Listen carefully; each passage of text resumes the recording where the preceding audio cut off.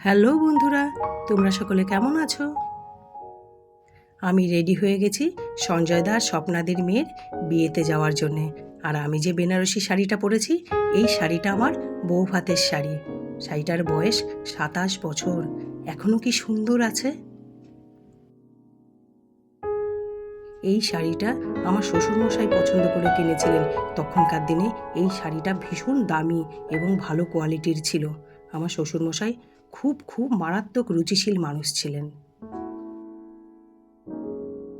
আর finally দেখো, আমরা বিয়েবাড়ি পৌঁছে গেছি। বিয়ে বাড়িটা আমাদের বাড়ি থেকে মাত্র 5 মিনিট। Silver palace. আমি আর শর্মিলাদির গাড়ি করে পৌঁছে গেছি। আর এই সিলভার প্যালেসের মূল আকর্ষণ কি বলতো?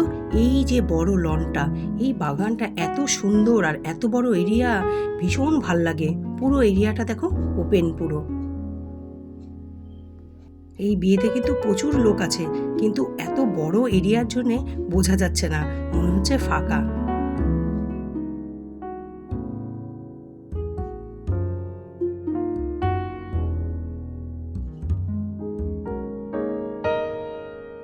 খুব সুন্দর সাজিয়েছে জানো পুরো এরিয়াটা। আর ঝর্ণাটা দেখো কি সুন্দর। আর পুরো বিল্ডিংটা লাইট দিয়ে সাজিয়েছে, ভীষণ ভাল লাগছে।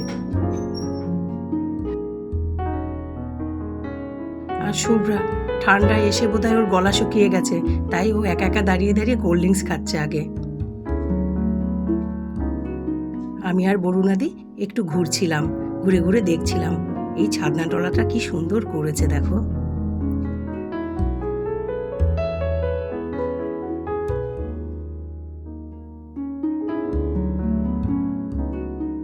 আর এইটুকু পুরো ক্যামেরা আমাকে আমাদের ছেলে সবুজ করে দিয়েছে, খুব সুন্দর করে যত্ন করে করে দিয়েছে। আর এতক্ষণে আমরা স্বপ্নাদিকে পেয়েছি। কি মিষ্টি লাগছে দেখো স্বপ্নাদিকে। মেয়ের বিয়ে বলে কথা, মায়ের সাজ একটু অন্যরকমই হবে। এরপর আমরা পুরো মল্লার ফোর্স গেলাম কনের কাছে গিফট দিতে। দেখো জায়গাটা কেমন ফাঁকা ফাঁকা ছিল, আর মল্লার ঢুকছে দেখো, ফোর্সই বটে। আর আমাদের কোণে মিষ্টি মিষ্টি সুচেতনাকে কি মিষ্টি লাগছিল। ও খুব সুন্দর সেজেছিল, অন্যরকম। ওর সাজটা ওকে খুব মানিয়েছিল জানো তো। আর এত কিছুর মধ্যে আমার মেয়েটা তখনও পৌঁছায়নি জানো তো।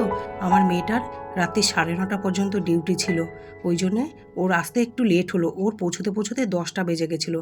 আর কাজ তো সবসময় আগে বলো সব কিছুর। আর মল্লার এক জায়গায় হবে আর ডান্স হবে না, দেখো মল্লারের মস্তি। আর আমার তো আনন্দ করতে ভালোই লাগে। এই না হলে বন্ধু বলো, এই না হলে গ্রুপ। এরকম গ্রুপ না সবার জীবনে একটা দরকার। আমরা যে যার লাইফে প্রচণ্ড ব্যস্ত থাকি, তাই যখন এক জায়গায় হই প্রাণ ভরে আনন্দ করে নিই। আমরা আনন্দ করছিলাম, ততক্ষণে আমার মেয়েও চলে এসেছিল। ও টাটার খেয়ে তারপর কিছু ছবি তুললো। তারপর আমরা সকলে মিলে খেতে বসে পড়লাম। আমরা মায়েরা এক জায়গায় বসেছি আর বাচ্চারা এক জায়গায় বসেছে।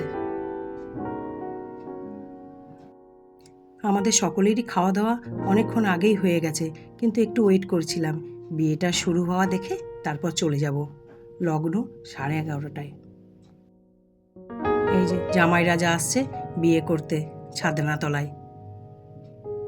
বিয়ে শুরু হয়ে গেছে। তারপর আমরা আর বেশি দেরি করিনি, কারণ প্রায় তখন 11:45 বেজে গেছে। তারপর আমরা বাড়ি চলে এসেছি। আর এই ছবিগুলো পুরো সন্ধেটার মাঝে মাঝে তোলা।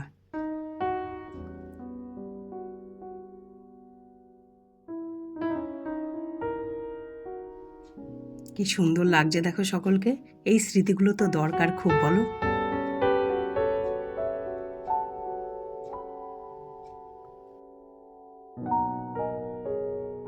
বলেছিলাম না কদিন আগের ব্লগে, মল্লারে একই মাসে মোট 4টে বিয়ে। তো 3টে বিয়ে কমপ্লিট হলো এবং ভীষণ আনন্দের সঙ্গে ভীষণ ভালোভাবে আমরা কমপ্লিট করলাম 3টে বিয়ে। খুব আনন্দ করেছি, খুব মজা করেছি। এবার পালা 4 নম্বর বিয়ে। আর 4 নম্বর বিয়েটা খুব বড় বড় বড় সারপ্রাইজ। এই 3টে বিয়ে পর হলেও 4 নম্বর বিয়েটা একটু টাইম আছে, মাঝখানে 15 দিনের গ্যাপ।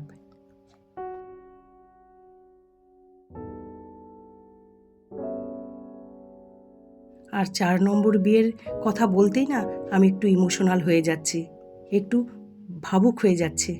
খুব শিগগিরই তোমাদের 4 নম্বর বিয়ে কার হতে চলেছে সেটা বলবো, আমাদের কোন বাচ্চার হতে চলেছে সেটাও তোমাদের জানাবো।